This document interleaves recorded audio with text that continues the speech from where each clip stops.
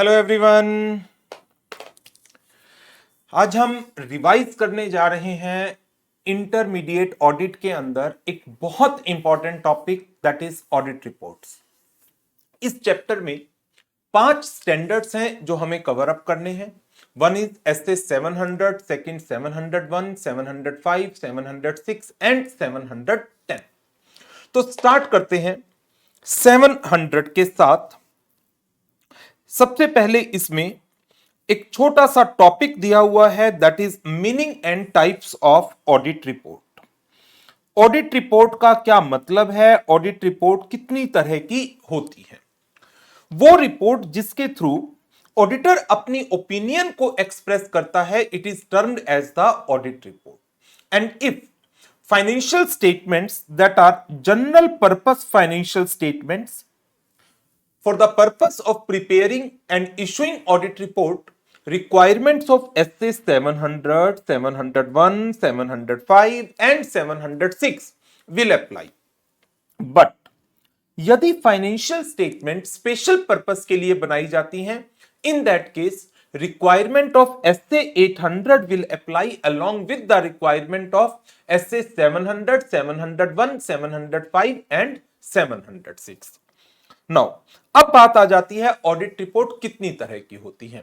Audit report को primarily हम 2 categories में डिवाइड कर सकते हैं, एक unmodified report and second one modified report. Unmodified report क्या है? वो रिपोर्ट जो ऑडिटर इशू करता है based on a conclusion that financial statement as a whole are free from material misstatement या financial statement reflects true and fair view. तो यदि financial statements are being prepared in all material respect as per the requirements of applicable financial reporting framework, auditor ने इसके regarding sufficient and appropriate audit evidences collect किए हैं और वो reasonable assurance ले चुका है, then auditor issue unmodified report.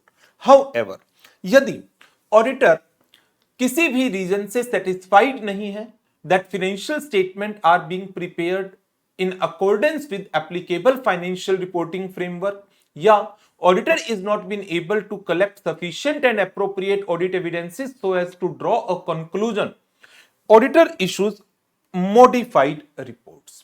These modified reports can be classified in 2 categories. One, without affecting audit opinion, and modified report in which audit opinion is modified. Audit opinion भी change हो रही है।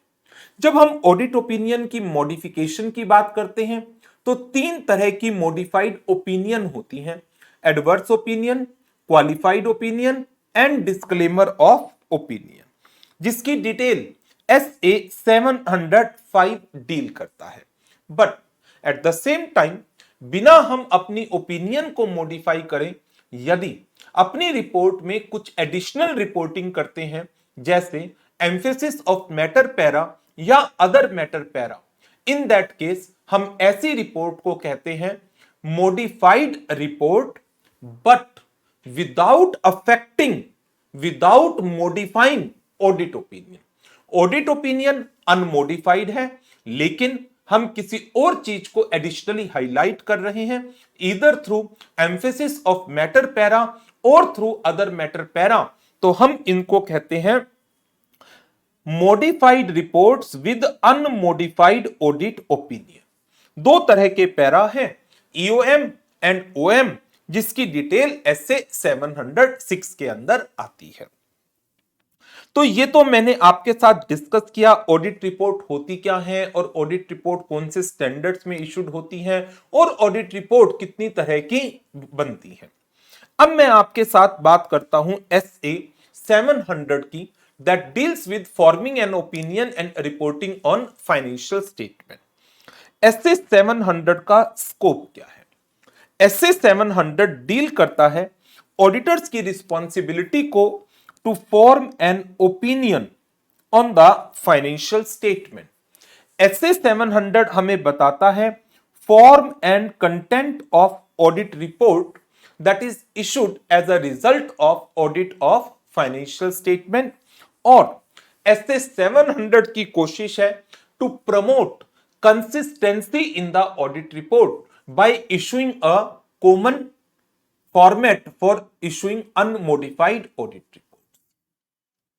Now audit report पर आने से पहले auditor को अपनी एक ओपिनियन फ्रेम करनी पड़ती है। तो उस ओपिनियन को फ्रेम करते वक्त ऑडिटर को किन किन चीजों का ध्यान रखना है? Auditor is required to form an opinion whether financial statements are prepared in all material respects as per the requirements of applicable financial reporting framework.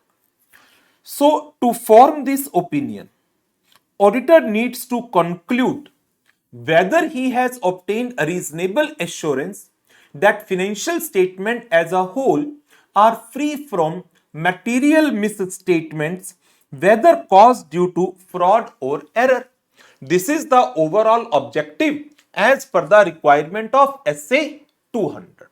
तो ओपिनियन पर आने से पहले आपको एक कंक्लूजन ड्रॉ करना होगा, और कंक्लूजन को ड्रॉ करते वक्त आपको कुछ बातों को कंसीडर करना है। क्या क्या चीजें कंसीडर करनी है? ऑडिटर को ओवरऑल कंक्लूजन निकालने के लिए पहले छोटे छोटे कंक्लूजन लेने पड़ेंगे। पहला छोटा कंक्लूजन क्या है? क्या ऑडिटर कंक्लूड कर रहा है कि मैं ओपिनियन को एक्सप्रेस करने के लिए, कंक्लूजन ड्रॉ करने के लिए जो sufficient and appropriate audit evidences हैं, क्या मैंने उनको कलेक्ट किया है? Whether sufficient and appropriate audit evidences has been obtained.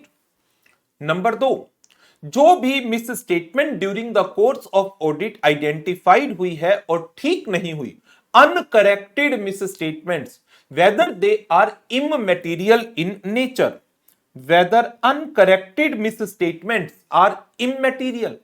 इममैटेरियल है तो इग्नोर हो जाएंगी, लेकिन यदि मिस स्टेटमेंट्स मटेरियल हैं, in that case modified report को इशू करने की जरूरत आ जाएगी। Auditor is required to evaluate the following. Number, whether financial statements are being prepared in all material respects as per the requirements of applicable financial reporting framework, whether financial statement adequately disclose the significant accounting policies selected for the preparation of financial statement and these accounting policies are consistently applied. तो मुझे evaluate करना है as to the selection and consistent application of the accounting policies. क्या ये policies consistent है with the applicable financial reporting framework?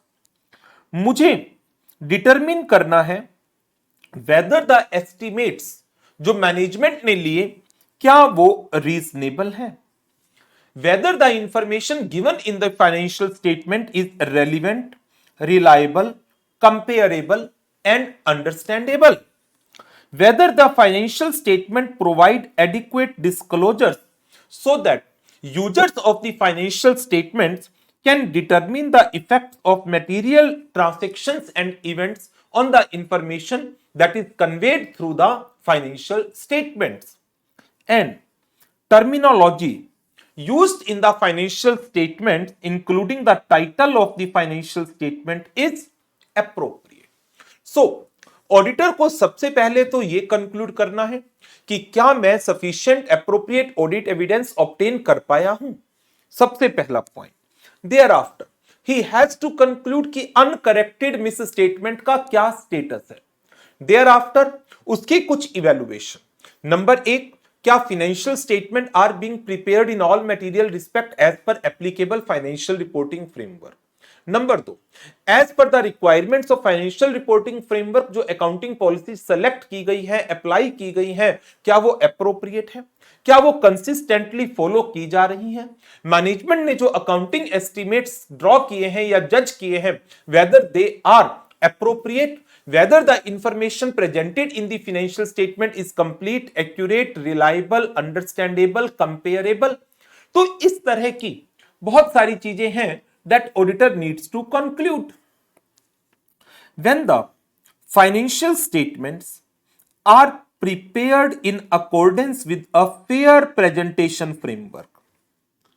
Auditor is required to evaluate whether the financial statement achieve fair presentation by considering overall presentation structure, content of financial statement, and whether the financial statement including the related notes represents the transaction and the events in a manner that achieve fair presentation। आपको ध्यान हो, दो तरह के framework मैंने आपको regular classes में कराए थे, एक फेयर प्रेजेंटेशन फ्रेमवर्क और दूसरा कंप्लायंस फ्रेमवर्क। कंप्लायंस फ्रेमवर्क वो होता है जहां पर management is not in a position to take any deviation from the requirements of applicable financial reporting framework. However, in case of the fair presentation framework, management is free to take any deviation from the requirements of applicable financial reporting framework so as to ensure, क्या ensure करे कि जो financial statement है वो fair picture reflect कर रही है transactions का, इवेंट्स का that are being covered by these financial statements. So management को ट्रू एंड फेयर पिक्चर को प्रेजेंट करने के लिए परमिशन है कि आप फेयर प्रेजेंटेशन फ्रेमवर्क के अंदर फाइनेंशियल रिपोर्टिंग फ्रेमवर्क की रिक्वायरमेंट से डेविएट हो सकते हैं, लेकिन जो भी डेविएशन आप ले रहे हैं उसके appropriate disclosures are to be given in the financial statements. And fourth, whether the financial statement adequately describes the applicable financial reporting framework जिसके बेसिस पर फाइनेंशियल स्टेटमेंट्स को बनाया गया है। तो एक तो आपका यही क्वेश्चन इंपॉर्टेंट बन जाता है कि ऑडिटर को अपनी एक ओपिनियन एक्सप्रेस करनी है फाइनेंशियल स्टेटमेंट्स के ऊपर, और इस ओपिनियन को एक्सप्रेस करने के लिए auditor is required to conclude क्या मैं रीजनेबल एश्योरेंस ले पाया हूं। तो इस कंक्लूजन को ड्रॉ करने के लिए क्या क्या चीजों को कंसीडर करना पड़ता है, जिसमें पहला पॉइंट आ गया, क्या मैं sufficient appropriate audit evidence obtain कर पाया हूं। Number 2, what is the effect of uncorrected misstatement whether material और immaterial, and thereafter certain evaluation in compliance of requirements of financial reporting framework. तो ये क्वेश्चन आई थिंक एग्जाम में 2 या 3 बार आया हुआ है, तो आपको इतने पॉइंट तो पूरा नहीं भी याद करो तो इतने पॉइंट तो आपके लिए इंपॉर्टेंट हो जाते हैं याद करने। You need to learn these points. आगे बढ़ते हैं, अब हम बात करते हैं डिफरेंट फॉर्म ऑफ ओपिनियन की। ऑडिटर 2 तरह की ओपिनियन इशू करता है, एक अनमोडिफाइड ओपिनियन और दूसरी मॉडिफाइड ओपिनियन। जब ऑडिटर कंक्लूड करता है दैट मैं रीजनेबली एश्योर्ड हूं that financial statement as a whole are being prepared in all material respect as per the requirements of financial reporting framework, then auditor unmodified opinion issue करेगा। Auditor shall express an unmodified opinion when he conclude that financial statements are prepared in all material respect in accordance with the applicable financial reporting framework.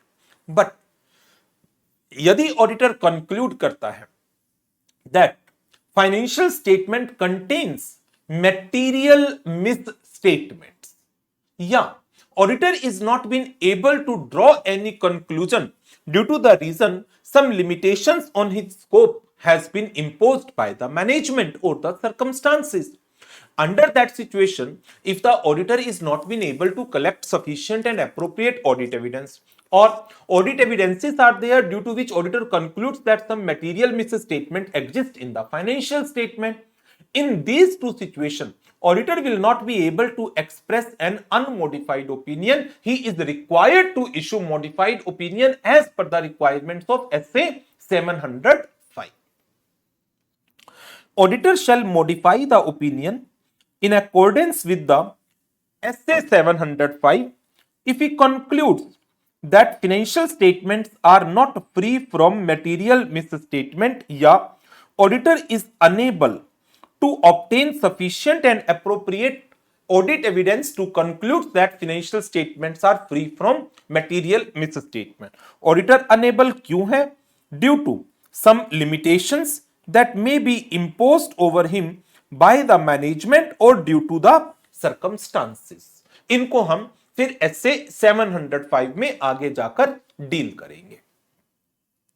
तो अभी मैं आपके साथ बात कर लेता हूं what are the elements of an unmodified audit report as per the requirements of SA 700।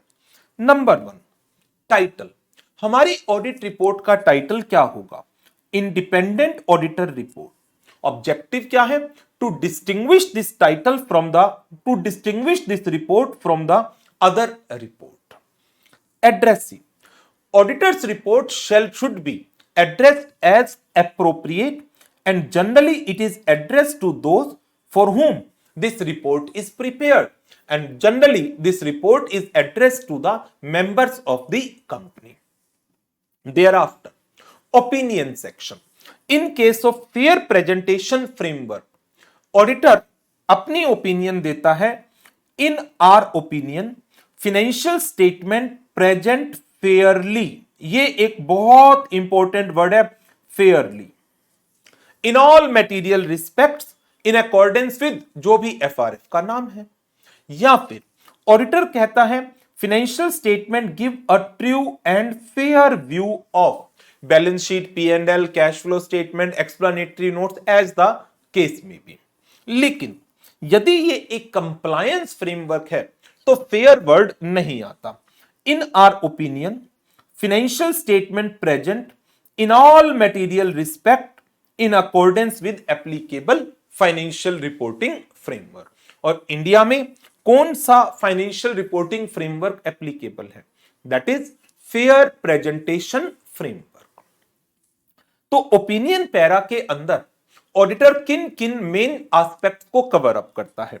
वो जिस क्लाइंट की ऑडिट की है उसको आइडेंटिफाई करता है, वो आइडेंटिफाई करता है each and every financial statement को जिसकी उसने ऑडिट की है, वो स्पेसिफाई करता है पीरियड और date covered by each financial statement, और वो एक स्टेटमेंट देता है that financial statement has been audited.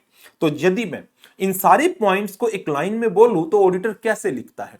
We have audited the accompanying financial statements of X Limited which comprises of balance sheet as on date आ जाती है and a statement of profit and loss for the period ended on and cash flow statement। फिर इस तरीके से वो सारी statements के नाम along with period स्पेसिफाइड करता है।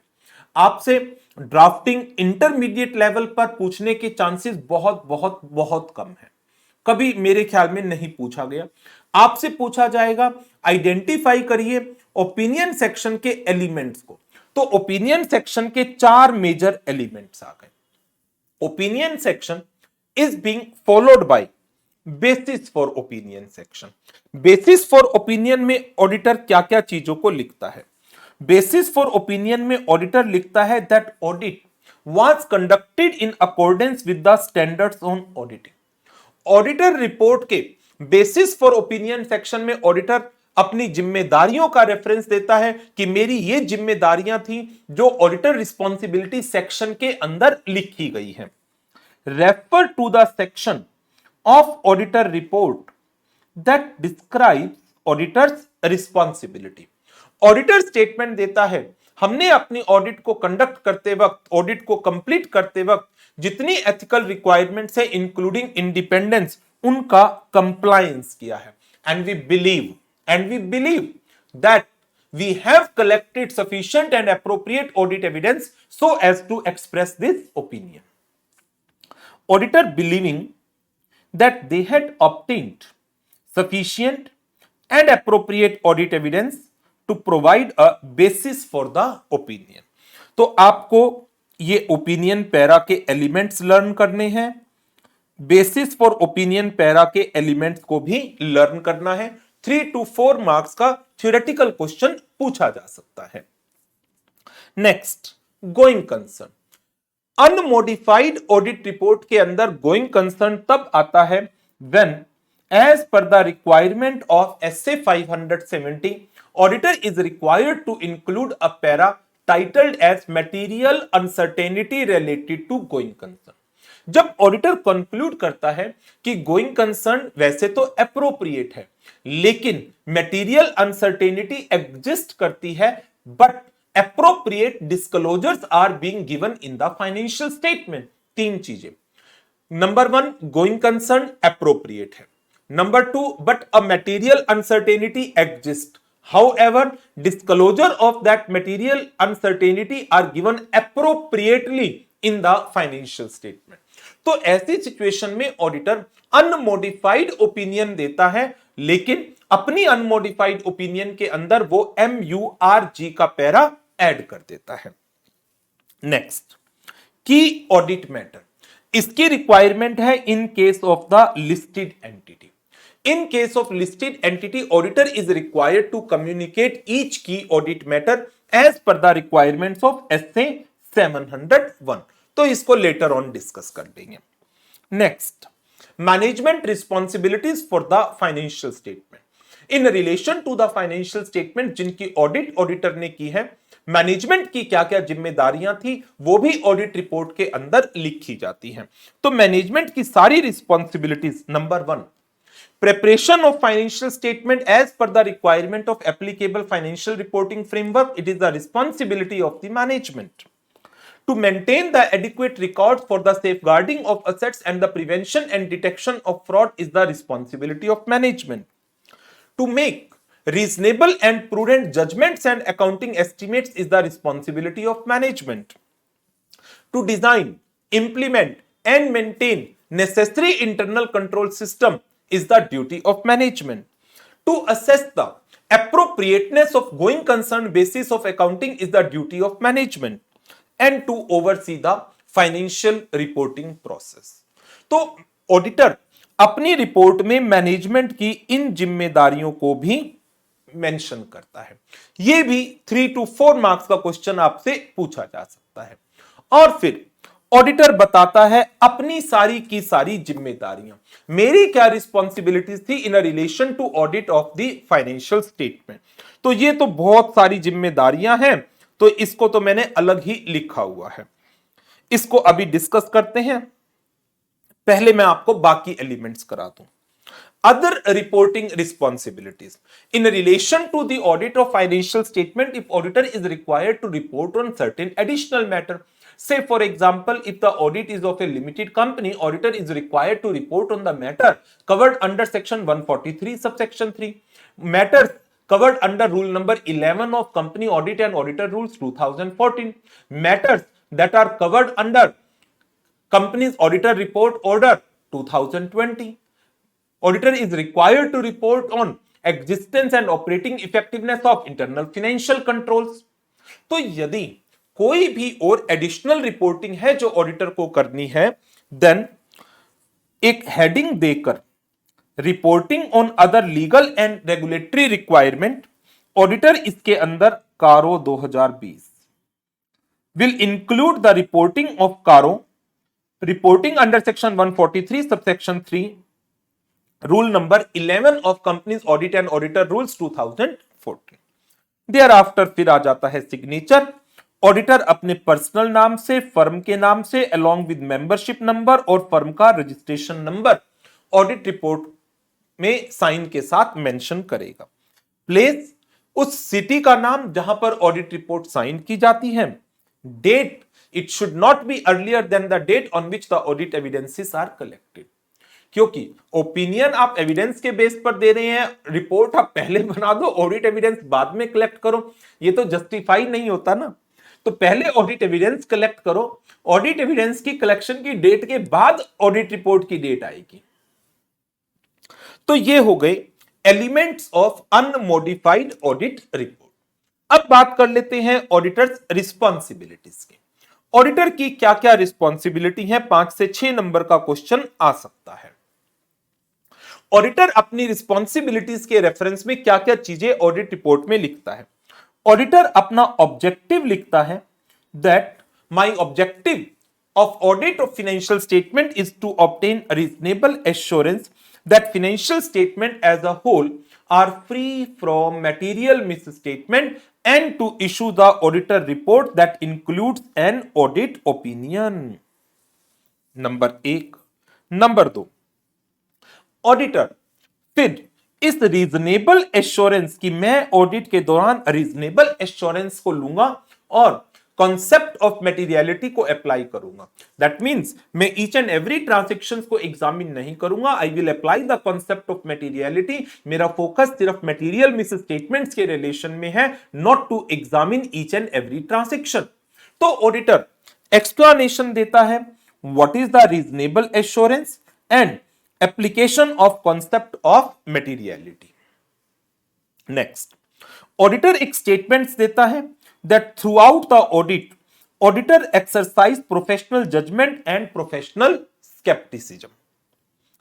Auditor अपनी responsibility बताता है, it is my responsibility to identify and assess risk of material misstatement, to design and perform audit procedures that are responsive to the risk assessed, obtain sufficient appropriate audit evidence, understanding of internal control, expressing opinion on adequacy and operating effectiveness of internal financial control, evaluation of appropriateness of accounting policies and reasonableness of accounting estimates, conclude कि जो management ने going concern basis of accounting की appropriateness को evaluate किया था, weather it is appropriate और not, and evaluate overall presentation of the financial statements.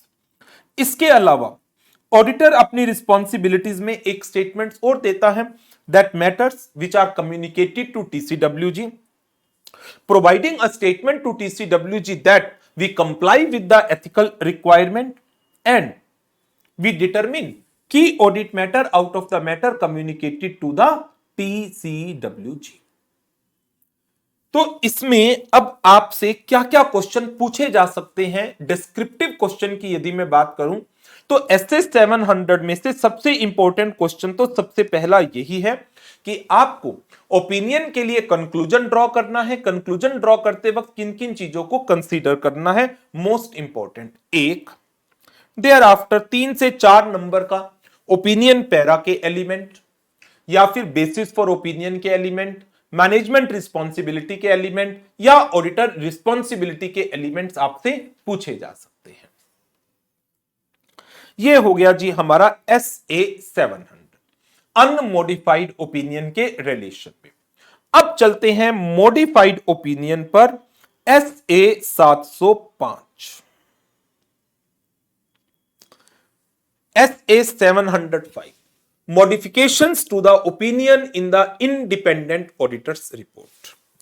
कितनी तरह की मॉडिफाइड ओपिनियन होती है? 3, क्वालिफाइड, एडवर्स, डिस्क्लेमर। क्वालिफाइड दो सिचुएशन में आती है, when auditor concludes that misstatements exist that are material but not pervasive, या ऑडिटर कंक्लूड करता है that I am not been able to collect sufficient and appropriate audit evidence in a relation to certain matters which are material but not pervasive। तो qualified report is issued when financial statement are misstated that are material but not having pervasive effect, या auditor conclude करता है that I am not been able to collect sufficient appropriate audit evidence for the transactions that are having material effect but not pervasive। Adverse, जब auditor conclude करता है that financial statements as a whole do not reflect true and fair view, या financial statements are not being prepared in all material respect as per applicable financial reporting framework, material misstatement exist in the financial statement that are pervasive in nature, financial statements are misstated, having material and pervasive effect। लेकिन जब हम disclaimer की बात करते हैं, auditor is not able to collect sufficient appropriate audit evidence in a relation to matters which are material as well as pervasive. Auditor not been able to collect sufficient appropriate audit evidence for the transaction that are having material and pervasive effect. तो ये एक matrix भी मैंने यहां पर बनाया हुआ है। यदि ऑडिटर को मटेरियल मिस स्टेटमेंट मिलती है जिसका परवेसिव इफेक्ट है तो ऑडिटर एडवर्स ओपिनियन देगा, अदरवाइज क्वालिफाइड ओपिनियन देगा। Auditor sufficient appropriate audit evidence collect नहीं कर पाया फॉर मटेरियल ट्रांजैक्शंस जिनका परवेसिव इफेक्ट है तो ऑडिटर डिस्क्लेमर देगा, अदरवाइज क्वालिफाइड रिपोर्ट देगा। तो ये तो बात हो गई टाइप्स ऑफ मॉडिफाइड ओपिनियन की। अब कंसीडरेशंस क्या हैं व्हाइल इशूइंग मॉडिफाइड ओपिनियन? पहला चेंज आएगा ओपिनियन सेक्शन में, दूसरा चेंज आएगा बेसिस फॉर ओपिनियन सेक्शन में, और तीसरा चेंज आएगा ऑडिटर रिस्पॉन्सिबिलिटी सेक्शन के अंदर। ओपिनियन सेक्शन, सबसे पहले तो हेडिंग चेंज हो जाएगी क्वालिफाइड एडवर्स या disclaimer of opinion as the case may be. Qualified opinion में ये एक पॉइंट और ऐड हो जाएगा, except for the effects of matters that are prescribed in basis of qualified opinion section.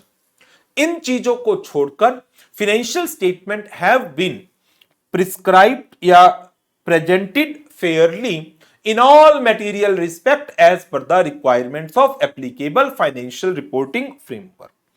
तो ये एक एक्सेप्शन आ गई।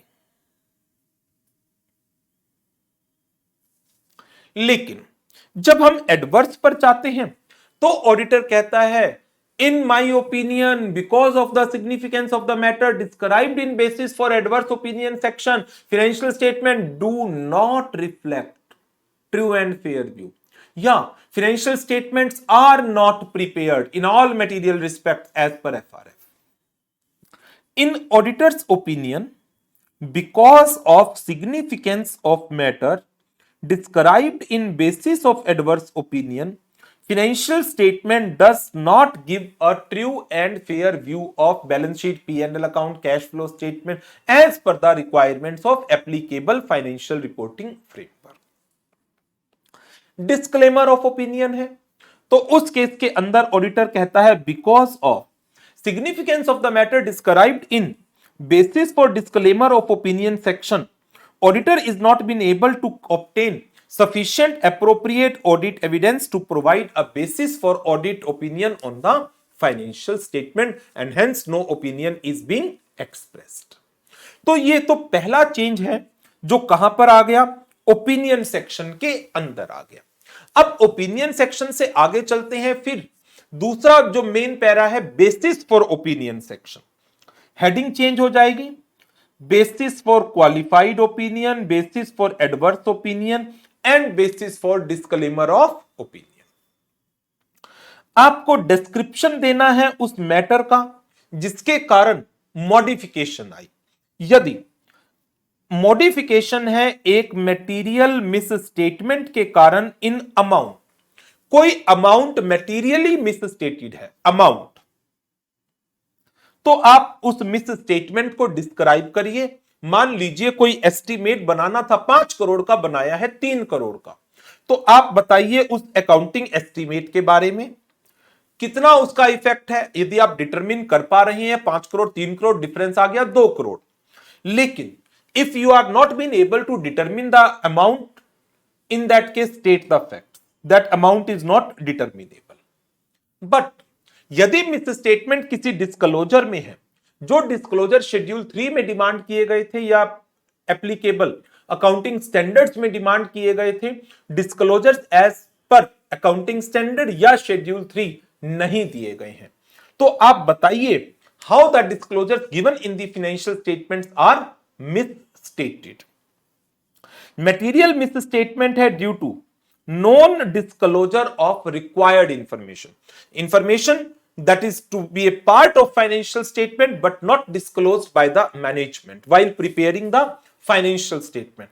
तो ऑडिटर जब अपनी रिपोर्ट को मॉडिफाई करेगा तो auditor nature of omitted information और इस ओमिटेड डिस्क्लोजर को अपने इस बेसिस फॉर ओपिनियन सेक्शन के अंदर लिखेगा इफ इट इज प्रैक्टिकेबल।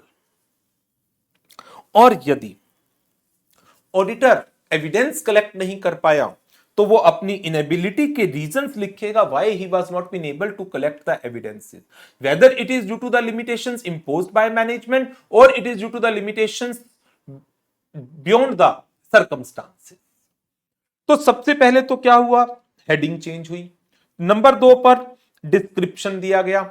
इसके बाद फिर आप जो एक स्टेटमेंट लिखते हैं ना, बेसिस फॉर ओपिनियन सेक्शन में ये एक स्टेटमेंट आती है ना,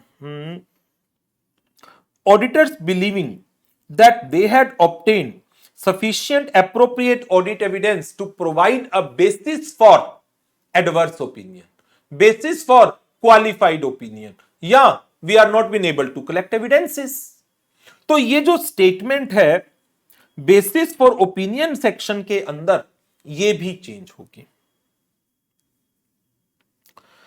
Amend the statement with respect to the auditors believing that audit evidences are sufficient and appropriate to provide a basis for qualified or adverse opinion. However, यदि आप disclaimer issue करते हैं तो आप ऑडिटर रिपोर्ट के उस सेक्शन का जिसमें ऑडिटर रिस्पॉन्सिबिलिटीज का जिक्र है उसको रेफर ही नहीं करेंगे और आप अपनी ये बिलीविंग देंगे ही नहीं, ये लाइन ही आप गायब कर देंगे। क्यों? क्योंकि ऑडिट एविडेंस तो कलेक्ट ही नहीं करें, लिमिटेशन है आपके ऊपर, चाहे मैनेजमेंट ने आपका स्कोप लिमिटेड किया या सर्कमस्टांसेस ऐसे थे। तो ये ऑडिटर्स बिलीविंग वाली लाइन हम अपनी रिपोर्ट से हटा देते हैं। नेक्स्ट, तीसरा चेंज आ जाता है ऑडिटर रिस्पॉन्सिबिलिटी सेक्शन के अंदर, लेकिन ये सिर्फ डिस्क्लेमर वाले केस में आएगा। When the auditor disclaim the opinion, auditor shall amend the description of auditor's responsibility to include। वो इतनी सारी बातों को नहीं लिखेगा। क्यों? क्योंकि उसने ये सब किया ही नहीं। क्यों नहीं किया? क्योंकि उसके ऊपर लिमिटेशन लगा दी गई। तो ऑडिटर लिखेगा दैट मेरी रिस्पॉन्सिबिलिटी थी to conduct an audit in accordance with the standards on auditing and to issue the audit report. ये मेरी जिम्मेदारी थी। Statement, because of significance of the matter described in basis for disclaimer of opinion section, auditor was not able to collect sufficient appropriate audit evidence to provide a basis for audit opinion. और एक statement, मैंने अपनी independence and ethical requirements का throughout the period, जब तक मैंने इस entity में काम किया है, कंप्लायंस किया है। तो ये हमारी SA 705 के सिग्निफिकेंट प्रोविजंस थे। इसमें लर्निंग की यदि मैं बात करूं तो टाइप्स ऑफ मॉडिफाइड ओपिनियन ही सबसे इंपॉर्टेंट टॉपिक है डिस्क्रिप्टिव क्वेश्चंस के लिए। बाकी जो ये कंसीडरेशंस हैं व्हाइल इशूइंग मॉडिफाइड रिपोर्ट, इनमें से मल्टीपल चॉइस क्वेश्चन या करेक्ट इनकरेक्ट पुट हो सकते हैं।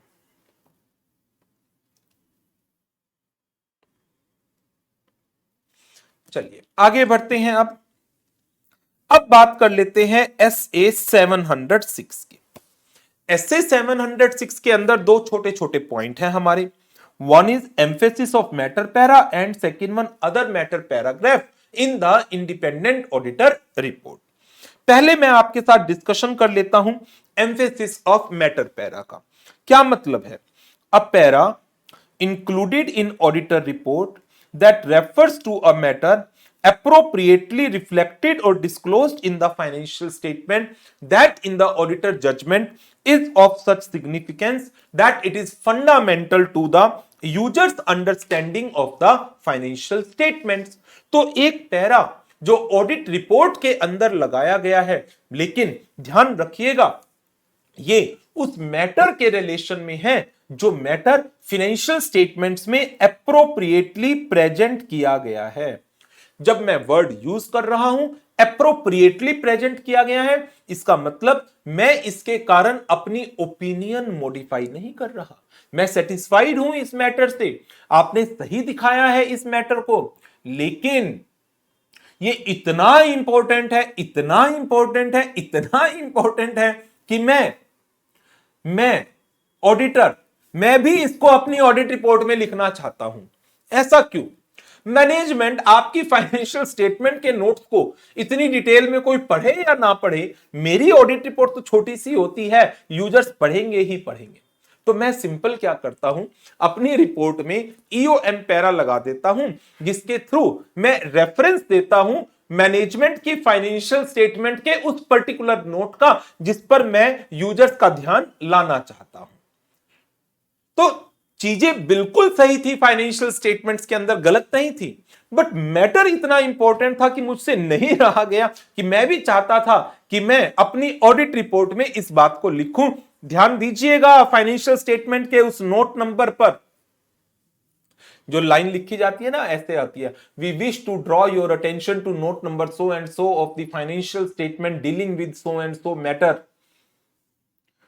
क्योंकि फाइनेंशियल स्टेटमेंट्स के अंदर तो बहुत सारे दुनिया जहां के नोट्स होते हैं, उनमें से कोई पर्टिकुलर नोट बहुत इंपॉर्टेंट है जिससे मुझे लगता है फ्यूचर में शायद कभी कोई दिक्कतें आ जाएं, लेकिन क्योंकि मैनेजमेंट ने उसको डिस्क्लोज कर दिया फाइनेंशियल स्टेटमेंट में, और मुझे लगता है this is very much significant one, it is of so much significance that it is fundamental to the user's understanding of financial statement, तो मैं अपनी रिपोर्ट में इसका रेफरेंस दे देता हूं through the EOM para.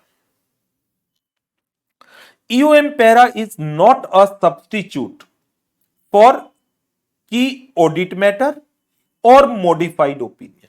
Modified opinion का substitute तो ये हो ही नहीं सकता बिल्कुल भी, ऐसा इसलिए क्योंकि ये मैटर तो अप्रोप्रिएटली डिस्क्लोज या प्रेजेंटेड था फाइनेंशियल स्टेटमेंट में। सेपरेट सेक्शन डाला जाएगा इसका एम्फेसिस ऑफ मैटर पैरा के नाम से। It refers only to the information that is presented or disclosed in the financial statement, और ऑडिटर ने इस मैटर के रिलेशन में अपनी ओपिनियन को एज सच मॉडिफाई नहीं किया है। किन सर्कमस्टांसिस में ईओएम पैरा को इशू किया जा सकता है?